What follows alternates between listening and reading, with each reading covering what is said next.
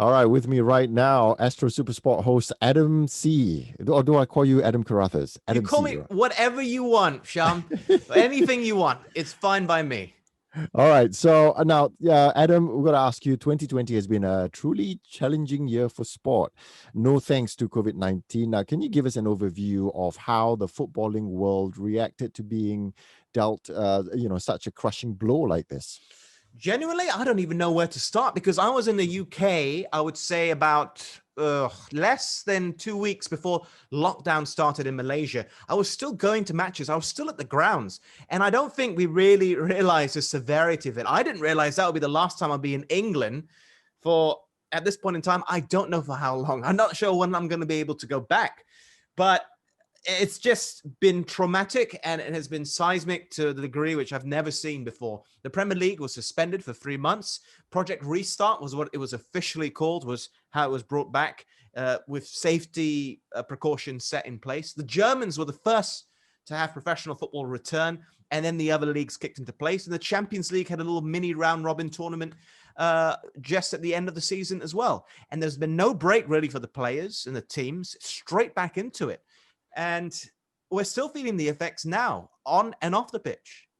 With not much light at the end of the tunnel, Adam, I must say, because just recently, I think we found out about a new COVID-19 strain now popping out in England and things like that. But let's get into, Liverpool were declared Premier League champions at the end of the 2019-2020 season. Take us through the reasons why this championship win was significant. They had never won a league title when it was rebranded as the Premier League. The Premier League was set up in 1992, and it kind of governs itself. Then everything else falls under the Football League. So they'd never achieved that. Now, they've won many league titles. They won more at that point in time than any other side.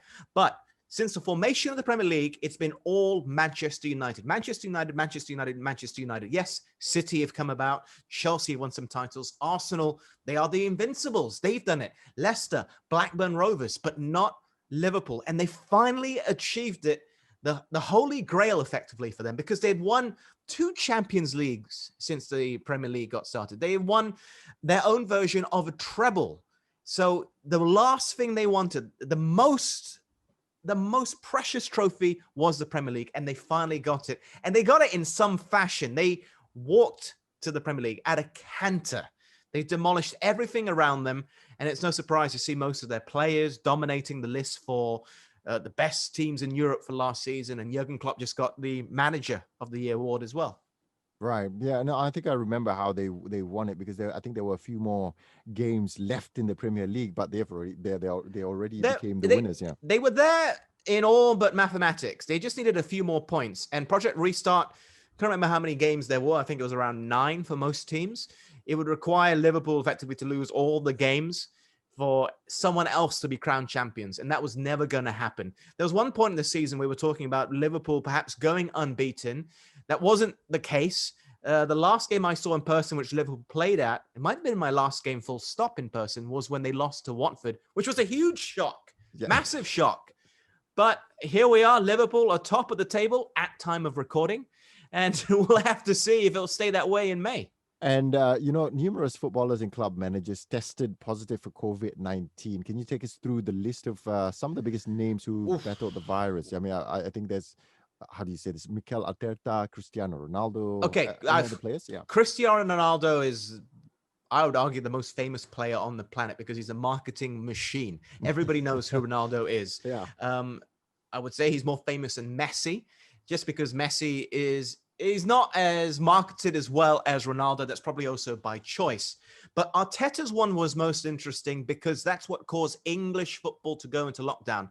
That initial weekend where Arteta was confirmed as positive, everything was still going to go ahead. The rest of the world, the rest of the footballing world had effectively already put a stop to anything being played except in England. But when Arteta tested positive, they seemed to take note of that. That's when things were taken up another degree in terms of players' safety, the fan safety, and everything that encompasses football. So Arteta, for me, was the game changer for the suspension of the Premier League. But since then, I mean, we're still getting cases now, Sham. Newcastle United had an outbreak about 2 weeks ago. Their match had to be postponed against Aston Villa. That's as recently as 2 weeks ago. Leyton Orient, which is a lower division club, had to forego their League Cup match against Spurs because they had an outbreak in the club. And players are going out on international breaks. And even though they're trying to keep players in a bubble, they're still susceptible to catching something, particularly if you're traveling all around the country or for internationals across the globe, from South America to Asia and across Europe as well. So it's not going to go away anytime soon. Really isn't. Yeah, the way the league is going has changed. The way people watch football has also changed. I would assume the aura, the energy, it has also changed a little bit. But the Premier League was able to restart for the 2020 and 2021 season. Tell us what changes the authorities had to implement to deal with COVID-19 restrictions, like empty stadiums, fake crowd, sound effects. Yes. Yeah.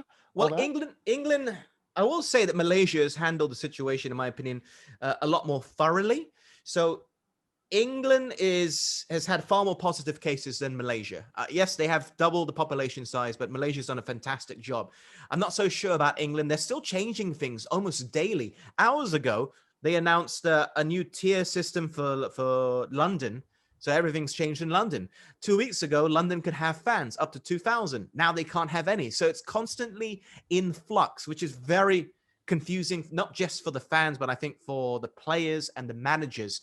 But in terms of match day routine, they have bubbles. So everybody has to be tested. Players are tested at the training ground. Match officials are tested. Anyone in the stadium is tested. And you have to have like a little passport to say, yeah, I've been tested. And it says negative. That's step one. And the stadium itself has different zones, different tiers, different little bubbles. So the pitch area is the most sensitive. So only those with specific clearance, like players, are allowed to that area. No one else is allowed. And then you have the outer area is like the second zone. And then the furthest area, which is outside the stadium, is like a zone 3 sort of thing. So the Premier League actually called up all the broadcasters around the world and they discussed this with us. This is before the start of the season. This was during Project Restart to finish up last season. And little things like they have the match balls. So to limit people touching the ball, they actually have a series of balls placed all around the pitch on like a little pedestal sort of thing. When you see in shops how the balls are placed. So the players can get the ball easily without relying on ball boys. They're really trying to take every measure, every step of precaution and creating bubbles around the players and the training ground. And like I mentioned early on, going on international breaks as well. Yeah, so everyone has to embrace this change. And I think it'd be, the fans, it's easy for them to take. The footballers just doing tests, I think, it's annoying, but I think it's still easy for them to handle these changes. But what about football clubs, though? How are they holding up during these challenging times, especially since I think, they would depend on ticket sales for revenue as well, wouldn't they? The ticket sales for revenue are more for clubs in the lower divisions. It's the Premier League are funded so heavily by TV rights, it is not going to affect them as badly as other sides. So the bailouts have been arranged for those in the lower divisions, those who are super reliant on merchandise and in particular match day sales, because a lot of staff have been furloughed. Even in the Premier League, even Arsenal were forced to let go of around 50 staff in the summer because of cuts. Now they're starting to make announcements, particularly for publicly listed clubs like Manchester United, and they're posting revenue loss. It's not looking bright, but English football is in a very strong position. If you look across Europe, Barcelona are in a very tough spot right now because they have no money. They've had to negotiate, I think twice now, players to take a pay cut. Arsenal did the same as well, take a pay cut. The extreme measures being taken at Barca have seen them having to introduce it again. Discussions are ongoing. The president has stepped down because of other issues and results on the pitch, and the fact that they have no money and they're paying someone like Lionel Messi £500,000 a week or $1 million. I can't remember the exact specifics before and after tax. So he's on a lot of money, and now they have to think, what do they do with him? What are they going to do financially? In France, it's even worse. Mm-hmm. The league, it's not got rich clubs there, except for PSG. PSG are one of the richest clubs in the world. So all the other teams in Ligue 1 in France rely on TV revenue. They've just signed a new contract. Now, that contract has been terminated. So everything is up in the air right now. What are French clubs going to do? Because a massive source of revenue for them has been taken away. And I'm not sure what's going to happen. I think a lot of French clubs are going to have to sell players now in order to generate money, to pay staff, to pay people that are actually there to compensate. They have some deals potentially in place to replace the existing, or rather the recently cancelled broadcaster, but it'll be at a fraction of the cost. So the knock-on effects are huge. We're feeling it more now than when lockdown initially started. All right. So currently it looks pretty bad. So I guess the future will be still, we don't know what the future holds. And here's a very tough question to ask you and also anyone else. How do you see the rest of the Premier League season panning out? I mean, who do you anticipate will be the front runners for the championship, or at the very least about the games instead of just, the economics itself? You chose the wrong word there, Sham. I know championship is technically the right term, but usually you say title. League title, yeah. You know why I say that? Because the division below is called the championship. So, all right. Although technically you are correct, sometimes some people might get confused. But who's going to win the Premier League title? It is anyone's game right now. There have been so many shock results. Teams like Leicester can lose to Fulham, can lose to West Ham, can lose to Aston Villa, but they just beat Tottenham. They beat Manchester City 5-2. City themselves are struggling to score goals from averaging, if you equate it across the entire season, scoring over 3 goals a game last year. Now they're scoring just over a goal a game. But they are keeping more clean sheets, but it's a risky business. They dropped points against West Brom, only winning 1-0. West Brom found a way back into the game. That's 2 points lost to Manchester City. Aguero, do you know who Sergio Aguero is? Yeah, I've heard of him. I'm not a football guy. Exactly, yeah. But is that why really you're famous. asking me back? Yes, yes. He's Argentinian, right? Argentinian, correct. He's really famous as well. He's Manchester City's all-time top scorer. He hasn't scored a goal in the league since January. Now, I know there was a lockdown. I know he's been injured, but he's played almost 10 games since at time of recording and hasn't scored a league goal. Gabriel Jesus, prior to this weekend, hadn't had a shot on target in 5 matches. So where are you going to score your goals? Your best goal scorers, your strikers aren't able to do it. That's why I think City are going to struggle, but they feel that they're in a rebuilding process. Pep has signed a new contract. So they're in the process of making a new team because there are too many players there who are getting on a bit in age. Aguero is fantastic, but he's in his 30s. Fernandinho, he's 35 years old. So not sure what to expect from City this year. Spurs, I'm a Spurs supporter, but 3 games they haven't won now. They dropped points in the first of the 3, and then they've lost the last 2.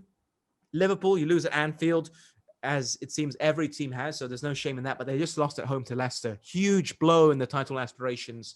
Arsenal are 15th, man. 15th position. They're in a relegation dogfight, so I'm not going to say anything about them. They've got major issues. Maybe I'm gloating a bit because I am a Spurs supporter. And I can't see beyond Liverpool now. They are top of the table, but Manchester United, my friend, Manchester United are catching up. They have that game in hand. They can go just behind Liverpool in second place. If they win that game in hand and put themselves in a very strong position, can you imagine Manchester United and Liverpool battling it out for the title? It'll be interesting. Chelsea, don't forget them either. I know that they've struggled against teams in the top half of the table, but they have a very strong squad. The moment Havertz and Werner start consistently performing, then I think they're going to be an even bigger force to be reckoned with. But for now, I would say Liverpool are still the favourites. I know they lost 7-2 against Aston Villa, but this is a freak season. And since that, they've bounced back strongly, and they themselves scored 7 against Crystal Palace on the weekend. What does that tell you? Sorry, you're asking me that question. Yeah, it means they're very strong. You score 7 against a team. I know you know nothing about football, but even you must admit that is a very strong scoreline to win by. That's true. So what it means is, in football, nevertheless, it is a level playing field for some, and those 2 rivals who've been at it for a long time. Even we were talking about Liverpool and Manchester United. We're going to see some interesting games ahead. With this one. They're going to play in January. I think it's January 18th off the top of my head. It might be January 19th, depending on the kickoff time for Malaysians. But it's going to be fascinating to see as well. But don't forget, because of the compression of games, Sham, because this season is shortened, it means the players are playing more games on a frequent basis to make up for lost time. Right. On top of that, we have these international breaks. Now, there won't be any until March, but we've already had 2. Usually during that 2-week window, teams only play twice. But because of a loss of fixtures over the last year, the 2020, they're playing 3 times now. So that's more games in a shorter period of time. And Jurgen Klopp and some of the other managers have been vocal about this. They're saying that the Premier League need to make a new rule to have 5 substitutes allowed. Currently in football, you're only allowed 3. But Project Restart, you allowed 5. And all across Europe and in every other competition, they've said, okay, this season, we're still going to allow 5 because players are facing fatigue and muscle issues from running around too much and too frequently. But the English Premier League are still sticking with 3. They just had a vote again for the 3rd time last week, and 10 clubs are still opposing it. They need to have 14 out of 20 clubs agree in order for that rule to pass. It's hard to tell. Liverpool have a lot of injuries already, but they've gone through that storm so far with flying colors. Van Dijk's missing. It's okay. Still winning. Still top of the table. It's squad management is crucial here. Well, obviously playing too much could deteriorate the muscles and things like that. Injuries are more prone to happening. Yes. So that's football. And in other major sporting headlines, the Tokyo Olympics were scheduled for this year, and they've been the Euros. And the Euros as well. Now, for the Olympics, they've been pushed to 2021. Now, do you think they'll still be able to proceed with the event, or do you foresee it being pushed back even further? Now, I mean, we're talking about, numbers of COVID-19 cases going up and up and up, and then with new strains being found. What do you think about sporting events, even for 2021, the events that has been pushed from 2020 to 2021? Well, the vaccine is coming out, which is great news for absolutely everybody. And I know there's this new mutation in England, and it's serious enough that other countries are starting to block any form of transport into their country, be it via ferries, be it via planes. So it is a major issue, although mutations are expected. From what I read, and I'm no expert on this, but I have read extensively about it. I sound like a real Facebook person that's posting stuff, right? Yeah. A mutation would have to take a few years in order to be effectively strong enough to beat the vaccine. So hopefully this new mutation won't affect the vaccine. I'm keeping my fingers crossed on that. Full lab work needs to be done before that can be officially confirmed. This is just theoretical at this point in time, just based on what's happened before and the precedents of previous viruses. Safety first. It has to be safety first. The Euros looks like it's going to go ahead, not just the Tokyo Olympics, both of them pushed back by 1 year. Now, football, the players are already in a bubble. They're already living in a bubble to try and limit exposure. So that's a plus point. But it's all in one sport. The Olympics encompasses so many more sports and will encompass many more nations from across the globe. Euros are just for European teams. The Olympics is a global event. So it's impossible to say now. We don't know what the numbers are going to be. I mean, Malaysia was averaging, 5 positive cases just 2-3 months ago. Now we're averaging 1,000 plus every day. To 2,000, To 2,000. And things are taking a turn for the worse. But they also got better at a point in time. So right now, I'm not going to make the call. I'll be a very brave person that can say yes or no. It's 50-50. Yeah. Okay. And this year in sports, we lost 2 true icons. We're talking about Kobe Bryant and Diego Maradona. Tell us about them and the legacies they leave behind.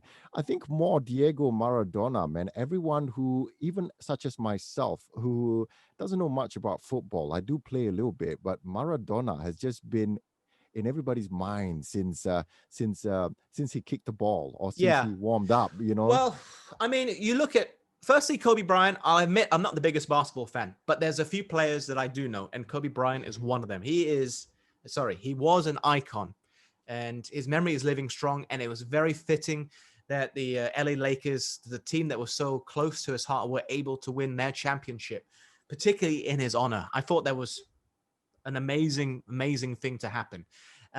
Kobe Bryant, rest in peace. And Maradona, equally so, his beloved Argentina. This is a man that went to Italy. Have you heard of what Italian teams do you know, Sham? Are you talking about Napoli? I think is it called Napoli? Napoli. Napoli, okay. Yeah, but that's Diego. Didn't he play for Napoli? Yes, that's correct. But the thing is, how many did you know about them before this? Have you heard No, yeah, definitely. No, I only knew of Napoli because of Diego Maradona, because exactly. a friend was an Argentinian fan, loved Maradona so much, and explained to me about everything. Exactly. That's the impact he had Yeah. on this one football club. Because when you think Italian football, you think of Juventus and the success they've had, Yeah. where they've won every title for almost the past decade. Then you think of AC Milan, one of the best, most well-known sides in world football who've dominated not just in Italy, but in Europe. Inter Milan are another side. Those are the big boys.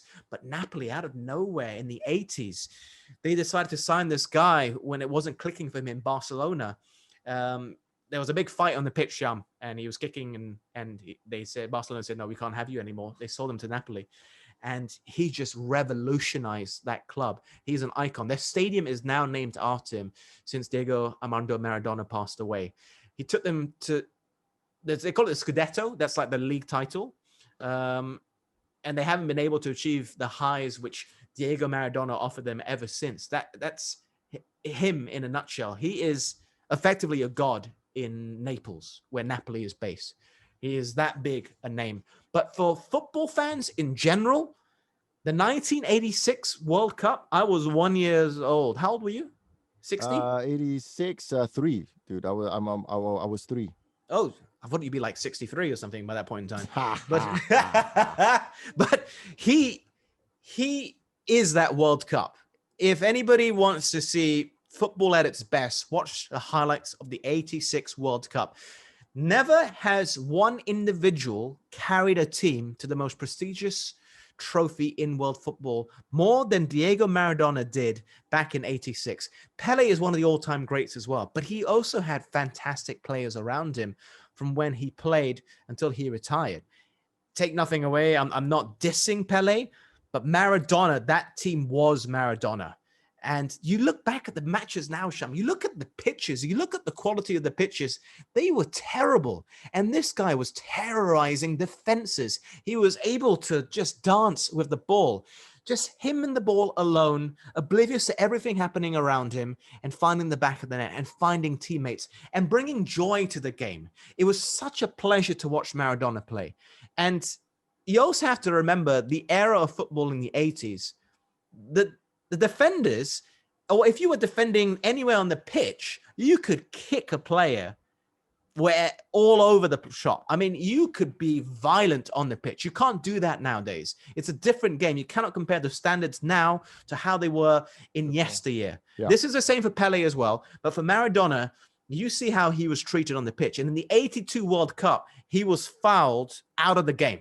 But it seems he got stronger. He learned from it in 86. He got the better out of everybody. That famous game against England in 86, where he did the hand of God, plus he scored arguably the greatest goal in history, most likely the greatest goal in World Cup history for sure. If you see the other match, if you see the highlights from that game, he was kicked all over the place, but he still got up. He still ran. He still scored. He still had an impact. He still cemented his legacy. And to sum up Maradona, if you look at the goals, that's one thing, but there's a very famous video of him warming up. There's a music beat to it. There's a song, and the way he warms up, laces out, Sham, the things he does with the ball, it's unreal. And playing with that smile on his face, just warming up, that was Maradona for me. Yeah, the ball was just stuck to him. It's like, I'm not going anywhere. It's like, Maradona's a magnet to the ball. I've seen some of those warm-up videos, and it's truly impressive. And I don't think he's just a football icon, a sports icon even. New Zealand All Blacks even gave a tribute to them when they did the haka, when they played against the Argentinian team. And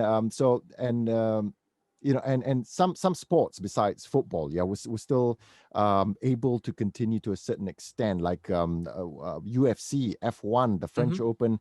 How do you think these sports all fare? What you think? The thing is, Adam, I think when it comes to living with the pandemic at the moment as sports fans, it's very different. The energy is very different, but these sporting events have managed to still keep going. But really, truly, how have they all fared? I mean, one argument for bringing the Premier League back during Project Restart, and there were arguments against it.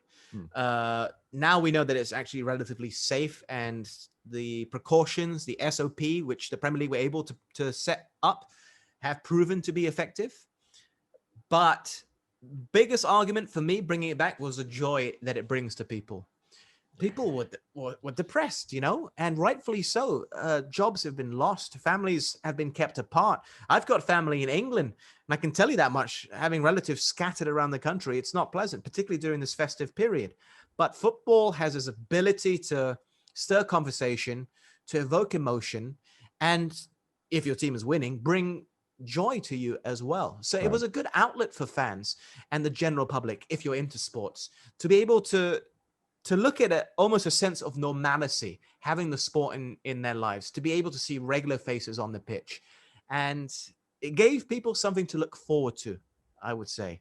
And I remember during Project Restart, because they had to compress 9 games for each team, give or take, into a 1-month period, there were matches pretty much every single day. And I was on TV almost every single day, but I looked forward to it. It was nice to have the football back, Sham.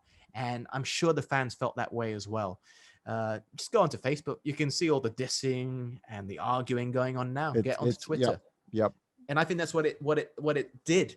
UFC came under criticism for starting again. What they opted to do was take all the fights to this private island where they could control everyone coming in and out and that sort of thing as well. For Formula One, obviously it's quite an isolated sport. You're alone in the car, but Lewis Hamilton, I think he's the most famous to test positive in that world. Yeah. He missed a race a couple of weeks back, but didn't stop him from winning the title again. Yeah, well, all right. And listen, we're talking about the future now, the hopes. What are your hopes for football and sports in general in 2021? Well, on a personal note, I hope Spurs are able to mount some sort of title challenge. I don't really see it happening.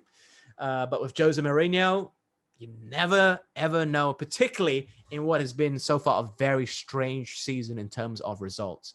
But I do hope that ultimately the fans can go back to watch matches. I'm hoping for the same here in Malaysia. It's just not the same without the fans. I don't think people fully realize it in Malaysia, how empty the stadium feels, because in England, you can opt to watch with no fake sound, no fake crowd. Right. In Malaysia, we have the audience, not by our choice, by what's provided to us. We have the audience piped in with fake noise. But when you see it empty and you see the football, it has an almost eerie-like feeling to it. It feels like a training match.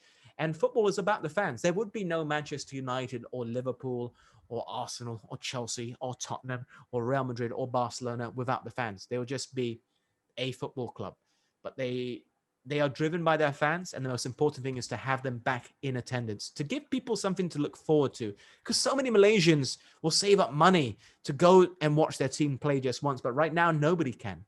Yeah. And again, for here as well, if you're a big Selangor supporter, I'm sure you want to be able to pack the stadium. If you're a big JDT fan, you want to pack the stadium. And it's applicable to all sports, whatever brings you joy. That's what I want to see.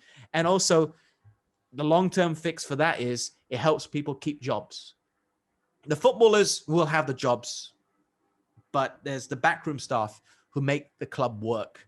The ones who do things to ensure everything runs smoothly in football clubs. A lot of them have lost their jobs, particularly at the lower division clubs. And it's really sad to see. Some clubs in the long run are saying they might face closure. Historic clubs who maybe are not as well known as Manchester United, but have added to the fabric of football in England and thus to an extent globally as well. And it's a real shame to see. So I hope that all the clubs are able to get back up, swinging and fighting with the fans by their side. That's probably my biggest wish.